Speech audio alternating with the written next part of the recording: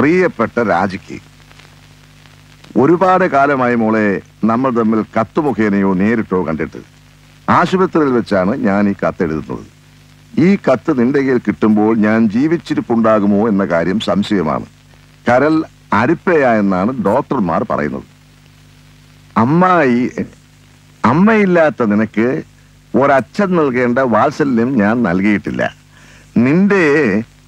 എന്റെ ഈ അവസാന നേരത്തെങ്കിലും നിനക്ക് വേണ്ടി എന്തെങ്കിലും ചെയ്യണമെന്ന് എനിക്കുണ്ട്.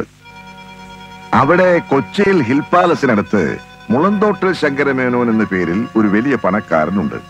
അച്ഛൻ അയാളുടെ ഒരു പഴയ ആശ്രിതനാണ്. നീ അദ്ദേഹത്തെ നേരിൽ കാണണം.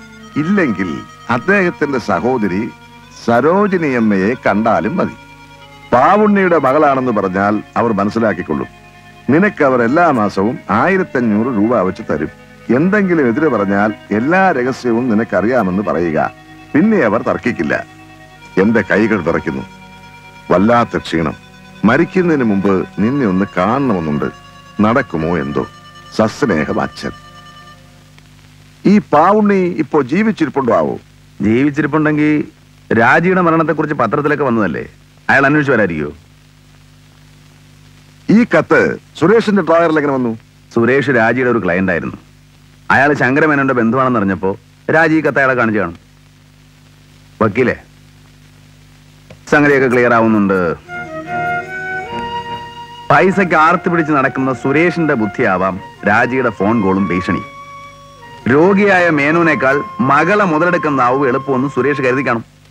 ഒരു പക്ഷേ പണവുമായി ലത ചെന്നിരുന്നെങ്കിൽ എന്ത് രഹസ്യമിരിക്കുന്നു രാജിയുടെ പക്കൽ ലതയോട് പറയാൻ? മേനോനെ കുറിച്ചുള്ള എല്ലാ രഹസ്യങ്ങളും നിനക്കറിയാമെന്ന് പറയണം എന്ന് മാത്രമല്ലേ ഈ കത്തിൽ എഴുതിയിട്ടുള്ളൂ. അവള് പറഞ്ഞ സ്ഥലത്ത് പണവുമായിട്ട് ചെന്നാ പിന്നെ അത് വാങ്ങിക്കാനാണോ ബുദ്ധിമുട്ട്? എനിവേ, അത് വർക്കൗട്ടായില്ല. അതുകൊണ്ട് കഥയിൽ ആ ഭാഗം അവസാനിച്ചു കഴിഞ്ഞു.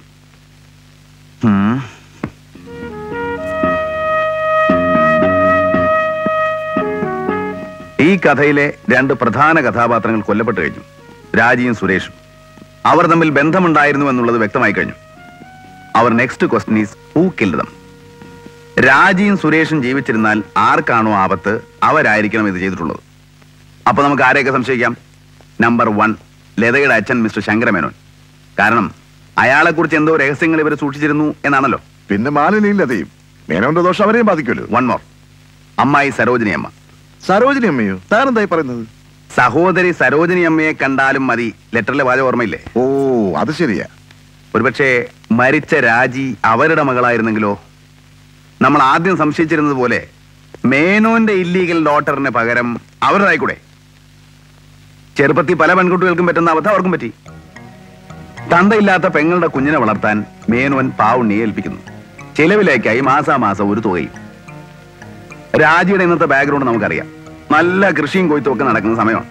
അങ്ങനെ ഒരു മകൾ ഇങ്ങനെ ഒരു ഭീഷണിയുമായി വന്നാൽ ഏത് അഭിമാനം സഹിക്കും? വക്കീലാണെ സഹിക്കുവോ? തട്ടുകയല്ലേ? അപ്പൊ അത് തന്നെയാണ് ഇവിടെയും സംഭവിച്ചിരിക്കുന്നത്. രാജിയുടെ ഭീഷണി ഏതെങ്കിലും രീതിയിൽ അറിയാനിടയായ മേനോൻ സഹോദരിയുടെ അഭിമാനം രക്ഷിക്കാൻ വേണ്ടി ചെയ്തിരിക്കാം. അല്ലെങ്കിൽ അവർ തന്നെ ആയിരിക്കാം. ഒരു സ്ത്രീ അത് ചെയ്യൂ, അതിൽ 2 പേരെ. പിന്നെ ബെഡിൽ കിടക്കുന്ന മേനോൻ ചെയ്യുവോ? അപ്പൊ 2 പേരിൽ ആരായിരുന്നാലും ശരി മറ്റൊരാളുടെ സഹായം തേടിയിരിക്കും. എനിക്കൊരു അബദ്ധം പറ്റി വയ്ക്കില്ലേ. ആ രാജുവിനെ കൈ കിട്ടിയതാ, പക്ഷെ വിട്ടുകളഞ്ഞു. രാജു? ഏത് രാജു? ശങ്കരമേനന്റെ വീട്ടിലെ ഡ്രൈവറായിരുന്ന രാജു. മേനോനായാലും സഹോദരി ആയാലും മറ്റൊരാളായി രാജുവിനെ ഉപയോഗിച്ചിരിക്കാൻ സാധ്യതയുണ്ട്. യെസ്, കറക്റ്റ്, ശരിയാ. അവനുമായിട്ട് ഏറ്റുമുട്ടിയതിന് ശേഷമാണ് സുരേഷിനെ കാണാൻ ഞാൻ അവന്റെ വീട്ടിൽ പോയത്. അപ്പൊ അന്ന് രാത്രി ആ കാറ് അവൻ തന്നെ ആയിരിക്കണം. അപ്പോ നിന്നെ അന്ന് ആക്രമിച്ചാരെ? അവന്റെ ശിങ്കിടിയാവാം, കൂട്ടുകാരനാവാം. കറുത്ത് കടിച്ച ഒരാളായതുകൊണ്ടാണ് ഞാൻ രാജുവാണെന്ന് സംശയിച്ചത്. എന്തൊരാന മണ്ടത്തരവാ എനിക്ക് പറ്റിയത്. അതിന് താൻ ബേജാറാവൊന്നും വേണ്ട. ഉള്ള വിവരങ്ങൾ പോലീസിന് ഹാൻഡ് ഓവർ ചെയ്തിട്ട് തടി ഒഴിവാക്കാൻ നോക്ക്. അത് വേണ്ട, ഏതായാലും നനഞ്ഞിറങ്ങി. ഇനി കുളിച്ച് കയറിയിട്ടേ വരെ കാര്യമുള്ളൂ. താൻ എങ്ങോട്ടാ? ഞാൻ ആ തള്ളയൊന്ന് പോയി കാണട്ടെ. പിഴച്ചു പെറ്റ സന്തതിയെ തള്ള കൊന്നു. നിങ്ങളുടെ നിഗമനം കൊള്ളാം. ഞാൻ ഇന്നും അവിവാഹിതയെ കഴിയാനുള്ള കാരണം എന്താണെന്ന് നിങ്ങൾക്കറിയാമോ? സന്യാസിനിയാകാനുള്ള ഉദ്ദേശമൊന്നും എനിക്കില്ല. ഒരു കുഞ്ഞിന് ജന്മം കൊടുക്കാൻ എനിക്ക് കഴിയില്ല. അറിഞ്ഞൊരു പുരുഷനെ വഞ്ചിക്കാൻ എനിക്ക് സാധിക്കാത്തത് കൊണ്ടാണ് ഞാൻ ഇന്നും അവിവാഹിതയായി കഴിയുന്നത്. സോറി, എന്റെ ഒരു സംശയമാണെന്ന് ഞാൻ നേരത്തെ പറഞ്ഞു കഴിഞ്ഞു. ഈ കത്തിൽ പാവണ്ണി സൂചിപ്പിച്ചിട്ടുള്ള രഹസ്യം എന്താണ്? എനിക്കറിയില്ല. ഇല്ലെന്ന് പറഞ്ഞ് ഒഴിഞ്ഞു മാറാൻ ശ്രമിക്കണ്ട. പറഞ്ഞില്ലെങ്കിൽ ഞാൻ ഈ കത്ത് പോലീസിനെ ഏൽപ്പിക്കും. എന്നെ പോലെ ആയിരിക്കില്ല അവർ ചോദിക്കുന്നത്. എല്ലാത്തിനും തൂത്തുവാരി കൊണ്ടുപോകും. എന്നെ കൊണ്ട് ജയിക്കണോ? മേനോന്റെ മകളാണോ രാജി? എന്താണെങ്കിലും പറഞ്ഞോ. പാവുണ്ണിക്ക് എല്ലാ മാസവും ചേട്ടൻ പൈസ കൊടുക്കാറുണ്ടെന്ന് എനിക്കറിയാം. പക്ഷെ എന്തിനാ കൊടുക്കുന്നതെന്ന് ചേട്ടൻ എന്നോട് പറഞ്ഞിരുന്നില്ല. ഞാൻ ചോദിച്ചുമില്ല. പക്ഷേ മരിക്കുന്നതിന് മുമ്പ് ചേട്ടൻ എന്നോട് ചില കാര്യങ്ങൾ പറഞ്ഞു. ഒരു കൺഫെഷൻ പോലെ. എന്റെ ചേട്ടന്റെ ഭാര്യയുടെ മരണം സ്വാഭാവിക മരണമാണെന്നാണ് എല്ലാവരുടെയും വിശ്വാസം. പക്ഷെ എന്റെ ചേട്ടൻ തന്നെയാണ് അവരെ കൊന്നത്. 12 വർഷങ്ങൾക്ക് മുമ്പ് അത് സംഭവിച്ചു. അന്ന് ലതയ്ക്കും മാലിനിക്കും 8-9 വയസ്സായിരുന്നു. ഊട്ടിയിൽ ബോർഡിംഗ് പഠിക്കുന്ന കാലം. ഞാൻ പാലക്കാട് വിക്ടോറിയ കോളേജിൽ ലെക്ചറായിരുന്നു. ചേട്ടന്റെ അടുത്ത സുഹൃത്തും ചേട്ടത്തിയും തമ്മിൽ നടന്ന അവിഹിത ബന്ധം എന്റെ ചേട്ടൻ കാണാനിടയായി. സുഹൃത്ത് ഓടി രക്ഷപ്പെട്ടു. നിയന്ത്രണം വിട്ട ചേട്ടന്റെ പെരുമാറ്റം ചേട്ടത്തിയുടെ മരണത്തിൽ കലാശിച്ചു. അന്ന് ചേട്ടൻ എല്ലാ തലത്തിലും നല്ല സ്വാധീനമായിരുന്നു. അതുകൊണ്ട് പോസ്റ്റ്മോർട്ടം പോലും വേണ്ടി വന്നില്ല. ചേട്ടത്തി തീ കൊളുത്തി ആത്മഹത്യ ചെയ്തെന്ന് എല്ലാവരും വിശ്വസിച്ചു. ചേട്ടൻ എന്നോട് ഈ സത്യം പറയുന്നതുവരെ ഞാനും അത് വിശ്വസിച്ചു.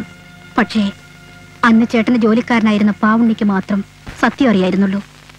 അവന്റെ നാവടക്കാൻ വേണ്ടി അവൻ എല്ലാ മാസവും ചേട്ടനൊരു തുക നൽകി വന്നു. 500-ൽ തുടങ്ങി അത് 1500 രൂപ വരെ എത്തി.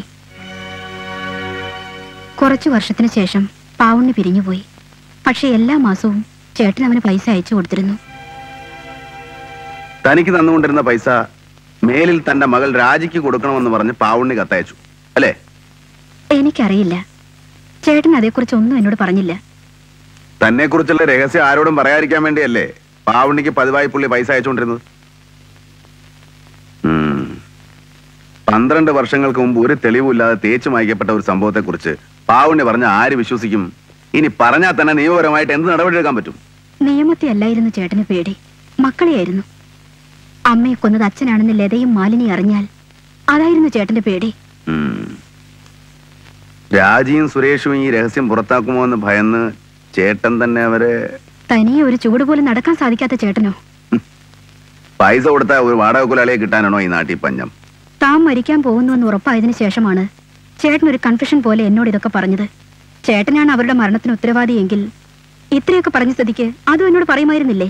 പറയുമായിരുന്നു. ചേട്ടൻ നേരിട്ടാണത് ചെയ്തതെങ്കിൽ. രണ്ടാമതൊരാളുടെ സഹായത്തോടെയാണ് ചെയ്തതെങ്കിൽ എങ്ങനെ പറയും? അയാൾ കൊടുങ്ങില്ലേ? എനിക്കറിഞ്ഞൂടാ. ഞാനിനി എന്ത് ചോദിച്ചാലും നിങ്ങൾ ഈ ഒരൊറ്റ മറുപടി പറയൂ.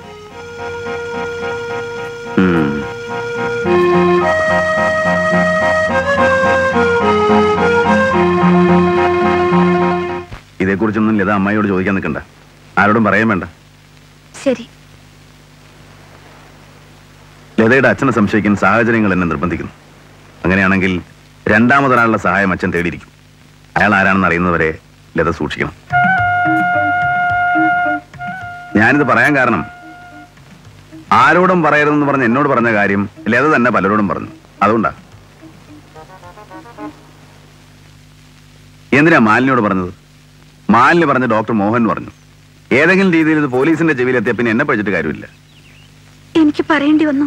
പറയേണ്ടി വന്നോ? അതെ. അതിന്റെ കാരണമാണ് ഞാൻ ചോദിച്ചത്.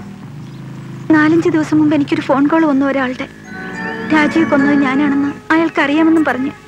എന്നിട്ട് അച്ഛൻ മരിച്ച ദുഃഖം കഴിയട്ടെ, വീണ്ടും വിളിക്കാമെന്ന് പറഞ്ഞ് അയാൾ ഫോൺ ഡിസ്കണക്ട് ചെയ്തു.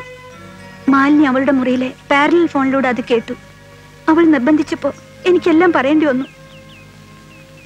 എന്തുകൊണ്ട് ഫോൺ വന്നവരെ എന്നോട് പറഞ്ഞില്ല? ഞാനാണ് ആ ബ്ലാക്ക് മെയിലർ ഒന്നും ഇല്ലാതെ കരുതിയോ? പറയൂ. എനിക്ക് എല്ലാവരെയും ഭയമാണ്. ആരെ വിശ്വസിക്കണം, ആരെ വിശ്വസിക്കരുതെന്നൊരു തീരുമാനം എടുക്കാൻ പറ്റാത്ത അവസ്ഥയിലാണ് ഞാനിപ്പോ. എന്തിനാ കരയുന്നത്? ഞാൻ ലതയെ സഹായിക്കാനേ ശ്രമിച്ചിട്ടുള്ളൂ. നമുക്ക് പോവാം.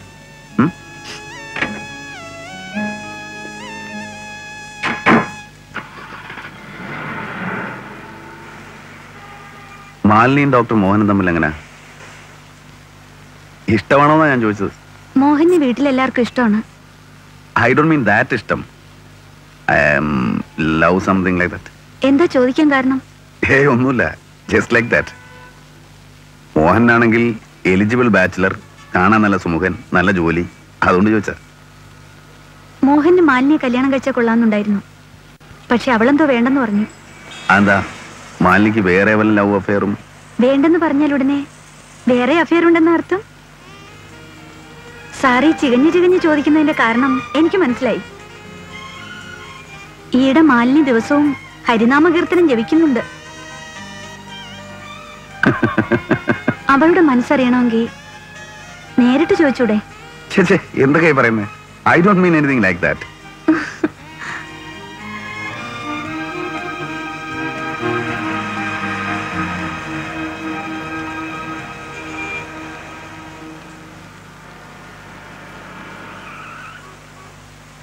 ജസ്റ്റ് എ മിനിറ്റ്, ഞാനൊന്ന് കടയിൽ കയറിയിട്ട് വരാം. ഓക്കെ.